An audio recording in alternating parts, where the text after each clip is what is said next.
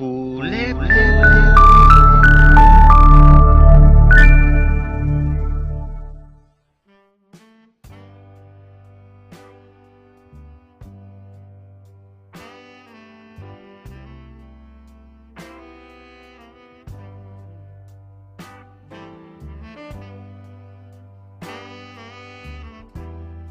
BIM pour Building Information Modeling ou modélisation des données du bâtiment est à la fois un processus et un outil de modélisation qui permet de produire une représentation tridimensionnelle du bâtiment à l'aide d'objets intelligents et paramétrés, une véritable révolution dans la conception du bâtiment et dans la gestion de son cycle de vie.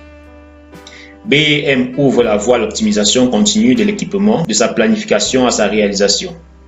Il permet de coupler le logiciel de conception au logiciel d'analyse pour visualiser et comparer les options.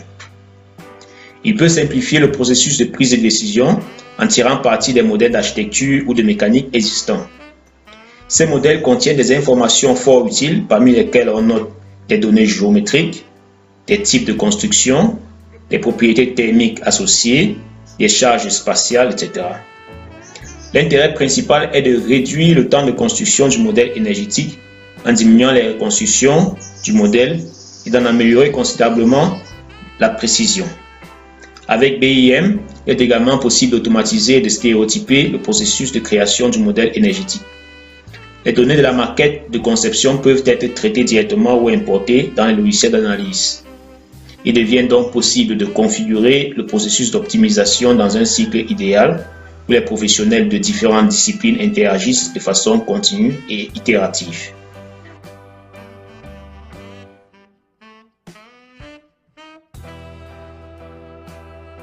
Dans un projet traditionnel, la même information est saisie en moyenne 7 fois, ce qui constitue un risque d'erreur et une perte de temps majeure. Lors d'une simulation énergétique, cette information doit souvent être extraite manuellement et interprétée pour satisfaire au format d'entrée de données des logiciels de simulation. Ce travail est fastidieux et coûteux. Il limite considérablement l'utilisation de la simulation ou d'une quelconque autre forme d'optimisation.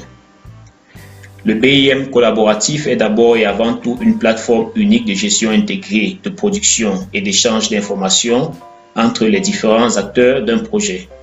Dans un mode traditionnel, chacun des acteurs utilise une série de logiciels différents selon sa spécialité et l'usage qu'il fait des logiciels. Comme ces logiciels ne communiquent pas entre eux, les problèmes d'interopérabilité donnent lieu à de nombreuses opérations manuelles d'extraction et d'entrée de données.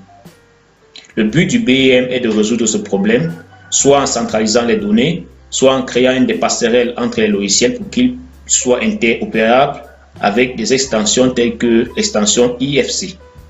Son plus grand intérêt est d'augmenter considérablement le potentiel d'optimisation continue du bâtiment.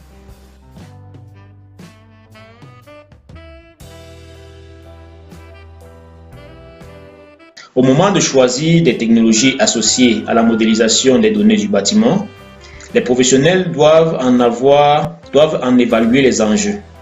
Il existe une grande quantité d'outils sur le marché. Investir dans leur acquisition et dans la formation est coûteux. Et leur intégration dans un environnement BIM complet et fonctionnel difficile à réaliser. Le principe semble simple, mais il s'avère relativement complexe lorsqu'il faut faire des choix. D'abord, il existe deux approches concernant l'interopérabilité. L'approche propriétaire et l'approche OpenBIM. Dans l'approche OpenBIM, les logiciels communiquent entre eux grâce à un des protocoles IFC. Dans cette approche OpenBIM, les logiciels doivent être certifiés IFC. Il est recommandé de rechercher les versions les plus récentes. Ceci peut être facilement vérifié sur le portail de Smart Buildings Alliance, un organisme international à but non lucratif qui produit les licences et gère les développements du protocole. Cependant, l'adhésion à ce protocole ne garantit pas une transparence.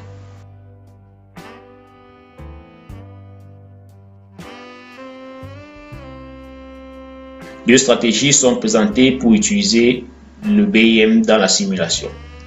La première est une évolution des pratiques actuelles dans ce domaine. qui tend vers une certaine automatisation de l'extraction des données de la maquette numérique. La seconde est la mise en place d'une description complète du flot de travail dans le plan de gestion BIM pour intégrer l'usage de l'optimisation énergétique dans le cycle de production de la maquette. Ce cycle se divise en 5 processus et nous allons le voir en images.